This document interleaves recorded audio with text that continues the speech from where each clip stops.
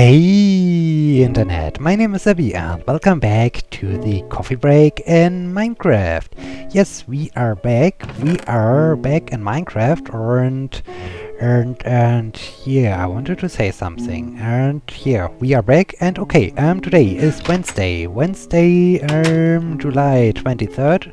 Whoa, we do have a lot of fans right here. So we need to get rid of our friends. So, receive my iron sword, and it was going to explode. Okay, and there are more of them. More of these jerks are going around here. Oh, okay. Ooh, whoa. This is a huge hole. Luckily, he has not killed or destroyed my hashtag. This is good. Okay, and there was another one of these strange green creatures. Okay, what else can happen? Okay. Well done. Okay. So, we do have now a lot of creeper explosions. Okay, but now we do have also a lot of these holes. I do not like to have these holes. Yeah, let me at least fill up these holes again. And yeah, I have already announced today is Wednesday, 23rd, July 23rd.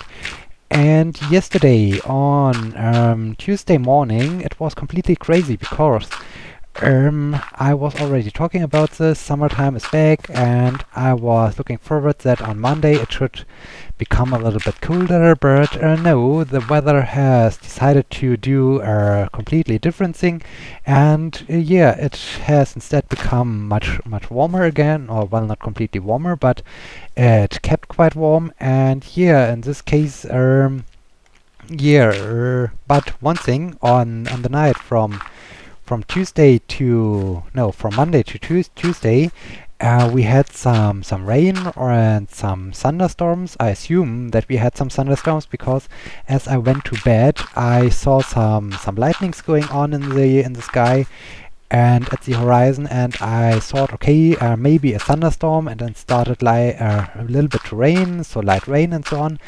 And I slept with my balcony door opened, but yeah, I haven't woke up until the morning, so even if there was some thunderstorm, then I completely missed it. But the strange thing was, as I woke up, out on the outside, as I looked out of the window, we heard fog. Yeah, we had fog, and this was completely crazy because, well, it's not cold outside like in the fall or something, like okay, it's fall and the earth is cooling down and this is causing some fog and so on. No, it's summertime. It's still summertime. It's completely warm outside, and it's like being out in the jungle or something like this, because yeah, it's so the humidity is so high that yeah, after the rain we had really fog, and this was completely crazy, and this is completely, well, for me, and I have experienced Germany now for quite some years. This is completely unusual for a summertime in Germany that we have such a high humidity. And yeah, this was completely crazy experiencing fog in the morning, and well, the fog remained until past noon or so it was quite a long time. And yeah, in this case it was also quite warm, and it was quite humid, and yeah, this is completely not what I like. But yeah, apparently I have survived because I'm now able to do this coffee break, and yeah, this is good, and yeah, this was completely crazy, and yeah, I haven't really experienced such a high amount or such a humidity and such a fog in the morning in summertime here, so this was really crazy. Yeah, I think it's quite okay after the creeper blew up. Maybe I should create here some kind of steps so that it's a little bit easier to get down here. But yeah, okay, and then I do have I wanted to go caving again because I need more cobblestone, but I wanted also to, at first, try to fix a little bit the building of my tower, because in the last episode I had the issue with the glass panes that they have not connected with the door, so I need to come up with a fix, and I came up with a fix. Now I just want to deploy it, and hopefully it will work out well. So yeah, at first let me move over to my tower, and here, when I'm standing up here, this thing looks already quite promising. I pretty much do like the design. Later on, okay, there is still the roof missing, and later on the platform I will create some kind of fence so that no one can fall off and fall to the death. Here, in this case, I have to create a fence up there, but this is later on, and I think we are out of cobblestone. Yeah, we are out of cobblestone. I really need to go caving and grab some more stone. And I think I also need a lot of more glass when I'm thinking about my upcoming ideas I like to do for the airport. And black wool. So I have iron, this is good. What else? I wanted to have 2 blocks of glass. Okay, then I need to create 2. Yeah, I think this is good. I need to create 2. Okay, I need some more iron. No, I need 2 iron. Because I also want to have 2 spare shovels in the case that I break them. Okay, let's move over. And here, in the last episode, I was also talking about the 45th anniversary of Apollo 11. I even did a Kerbal Space Program video about the Apollo mission, and yeah, it was quite lengthy because, well, I wanted to complete this in one episode, and so in this case it was an episode of 1 hour. Normally my Kerbal Space Program episodes are about half an hour, but in this case I needed to increase a little bit the duration of my videos and make a 1 hour video, because I really wanted to complete the whole video, or the whole mission of in the Apollo style, to land on the moon, and yeah, to do it in the Apollo style. And I think it was quite a success. I was quite happy about my rocket I've created, and I was also quite happy about how everything worked out, and I needed to do no correction burns as I returned, so I was able to have a splashdown, and everything was just amazing. So yeah, I'm quite happy about the outcome of this mission. And okay, so far so good. Let's move on. I wanted to do 2 things. I said also I need some glass. Okay, I do have now 2 options. On the one hand, I can go caving. I think I will start or wait. The sun is setting soon. I will just climb on top of this mountain to see if I can see somewhere some kind of desert or something, because I need a lot of sand, and a desert would be a good source for some sand, so maybe I can see something from on top of this hill. And yeah, the Apollo 45th anniversary of the very first moon landing, connected with this, over there is some sand. There is some kind of plains. Here's some kind of jungle. There is some sand. Over there some sand, but I have grabbed a lot of sand at this position already. There are some tiny patches of sand. Maybe in this direction. I need to go investigating in this direction. And yeah, a lot of restored footages of the landing were published. And yeah, or of the EVA, there's NASA published was a 2.5 hours long video, or about 3 hours long video of the footage, or the complete footage of the complete EVA. And I haven't completely watched through this video. I'm currently at, I don't know, 1 hour 40 minutes or so, because, well, I I always had to do something else, and I want to at least be able to listen to the radio communication of the astronauts with the mission control. And yeah, in this case I had several times to stop, and so I'm still not finished with watching the very first EVA. And this is pretty cool. Well, you can't see so much like today when they do some kind of spacewalk around the ISS and you have the live feed coming down from the International Space Station. Then of course you see a lot of more, but still this was pretty amazing. And I wanted to create some bread. Let me just grab some bread because I'm hungry. Okay, very good. And now I think it's time to have some sleep. And here, so this video is cool, and I'm really looking forward to see everything else. And this is pretty interesting to see how they planted the flag, and then they stood around, and the president was talking to them. And so yeah, this is a complete EVA, the complete very first EVA, and the footage of it, and this is pretty cool. And yeah, I pretty much enjoy this, and I'm really looking forward to see the end of this. And at the same time, there were also I introduced you to this in the last episode, that I'm following a Twitter account sending tweets like as if Apollo 11 would now be taking place. And so yeah, it's all the tweets about the real flight data, and it's about the same time frame, and so it's pretty interesting. And yeah, there was also a link to a video about the landing on the surface. I think it was, or maybe it was someone else. Maybe I just was confused and someone else linked this, but I think it was from the Twitter user I linked to you in the last episode.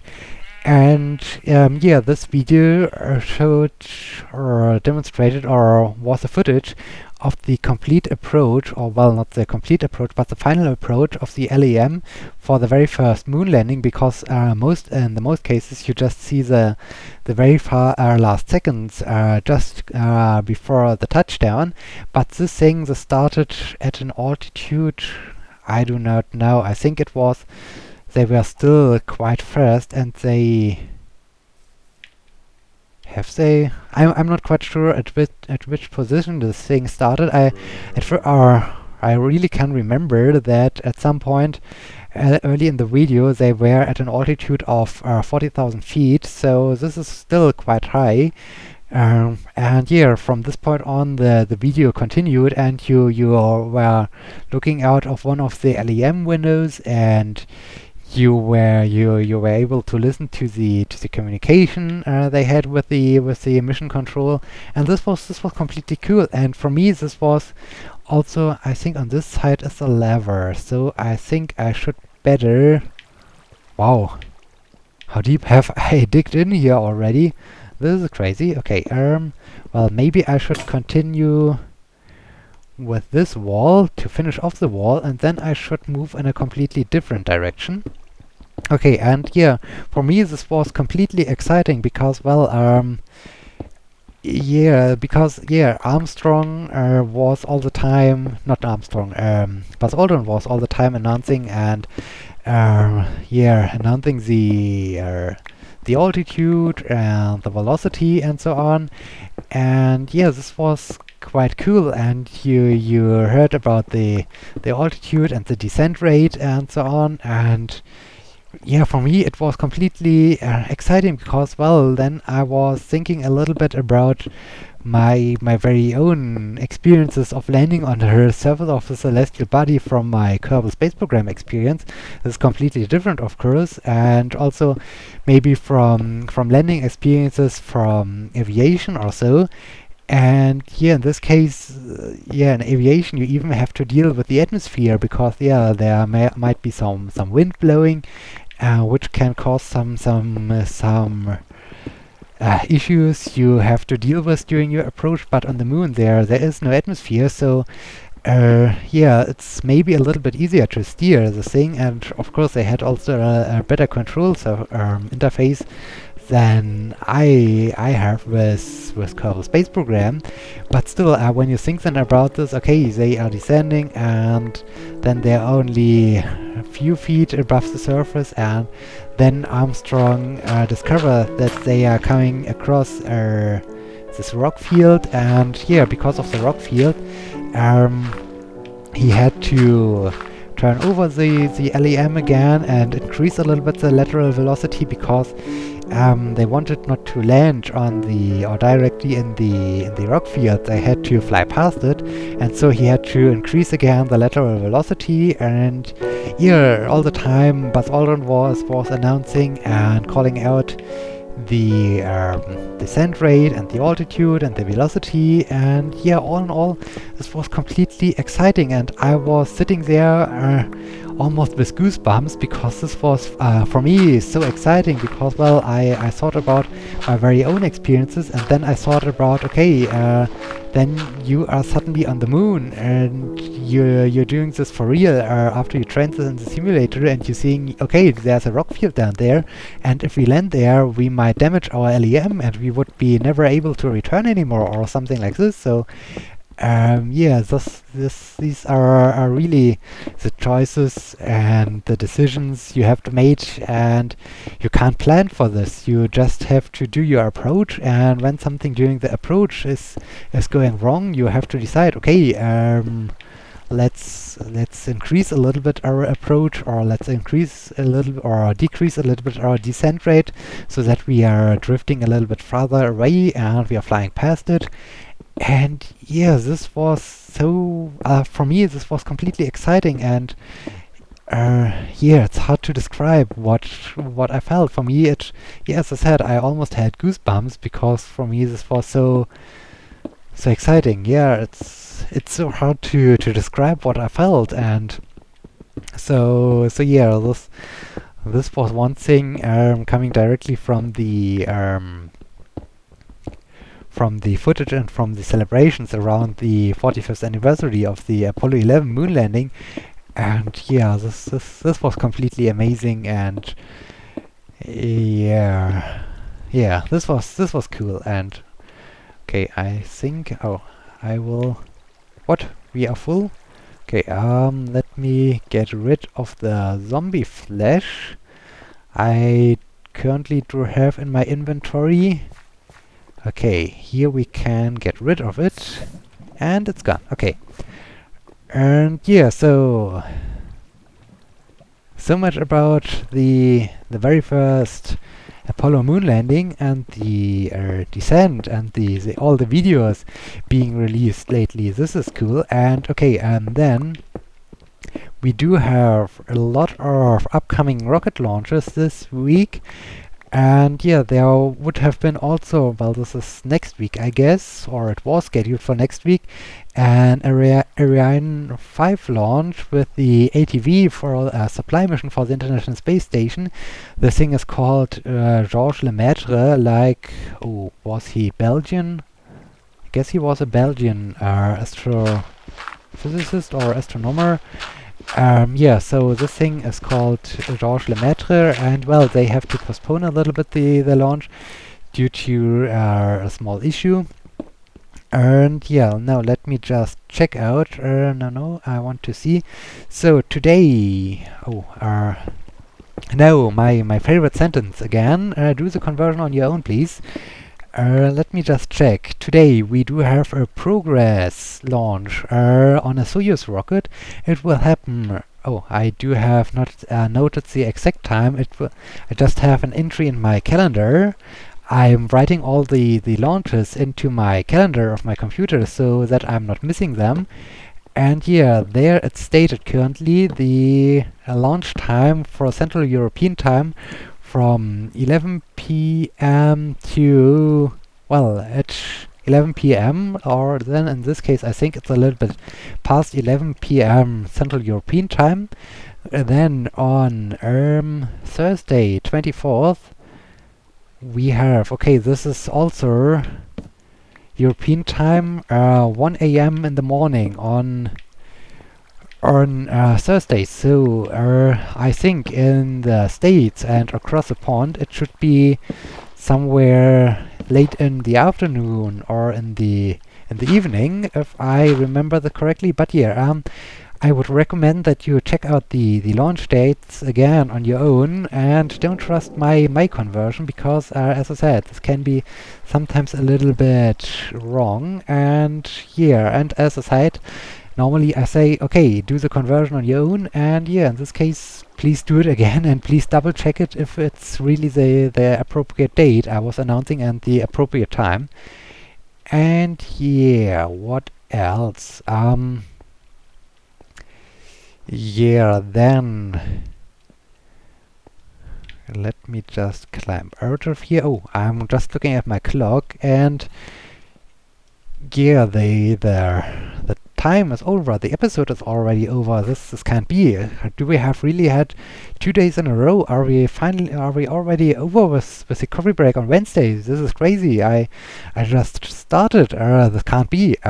So yeah, and another topic I wanted to talk about is that I think I talked about this already in several other Let's Plays or even the coffee break. I can't remember, but I can't stop talking about this because yeah, on one day I really like to be taking place or being a part of an expedition, and well, not so much into some kind of desert or so, well, only in the ice deserts or to the South Pole or North Pole. I really would like to go up there, or but yeah, being on an expedition sounds pretty interesting, especially when it's going up there to the North or South Pole. And yeah, there are often a lot of tweets also from astronauts, and just I had or not only astronauts but also from the European Space Agency with some experiments they are currently conducting at the South Pole. And then we do have also the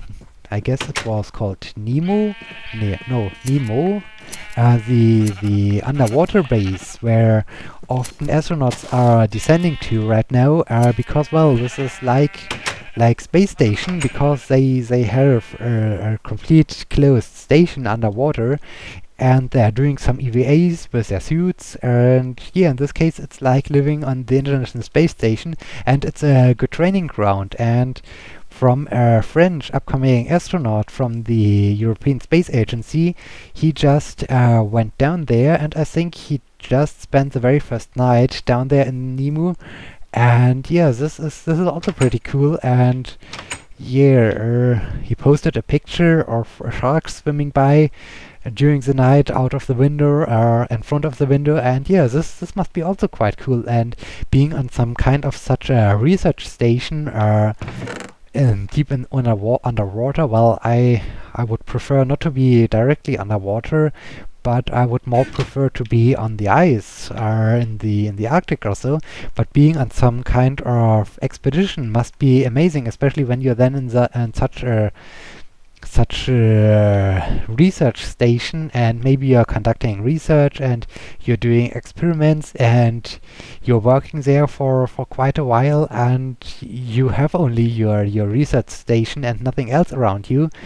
This must be really interesting. And yeah, I think this would be an experience I would love to do. But yeah, it's pretty hard because, well, I was already thinking sometimes how I could be able to join maybe an expedition to Antarctica or anything like this, and not only going by ship down to the border of Antarctica, so you just see the huge ice and anything like this, and you're just going on a short expedition, quote unquote, with some small boats from your main ship, and you're then walking a little bit across along the shore, and you are returning back to your ship. No, I'm really speaking of being directly in the middle of the ice. And yeah, this must be just amazing. And yeah, okay.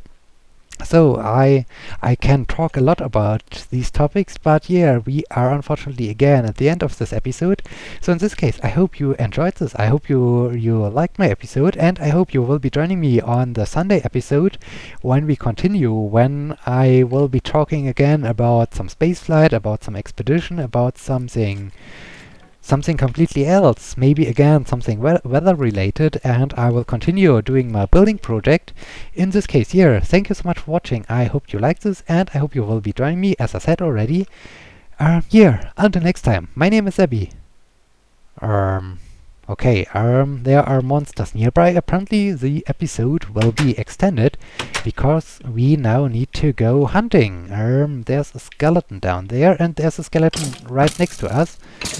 Is it you who keeps us from sleeping? Okay, we defeated the skeleton, and let's try this again. My name is Sebbi. Until next time, see you!